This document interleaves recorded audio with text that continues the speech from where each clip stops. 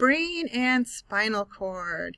This week is all about your brain, that wonderful, complex thing that's sitting in your brain, in your head, that controls so many of your functions. The human brain, while weighing on average about 3 pounds, is able to simultaneously process billions of pieces of information in seconds flat, not even seconds, in milliseconds flat. It is continuously receiving sensory input from sensory receptors and initiating motor output to control effectors. So it takes in the information, it processes the information, and then it sends the information out to wherever it needs to go into the body in order to elicit a response. This organ allows us to understand complex information. It allows us to write poetry. It allows us to compute mathematical problems. It's just this really amazing, amazing organ.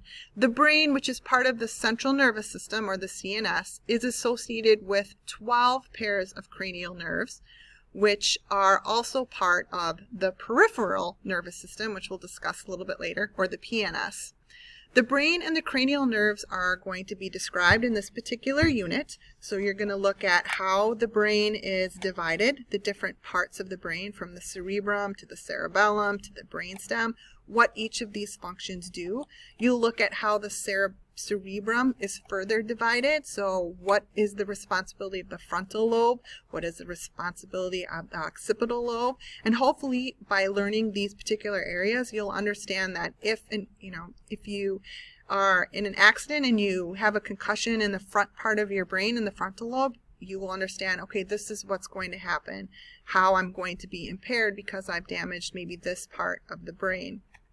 You will look at the 12 pairs of cranial nerves, and you will also look at the spinal cord. How is the spinal cord organized? How is the tissue arranged? What does it function? What do the different spinal nerves do in order to transmit information that the brain is sending to other parts of the body? So you'll really be looking at how the brain structure and function, the spinal cord structure and function, and how the two of them work together to transmit information. If you have any questions, feel free to ask. Otherwise, have a fantastic week.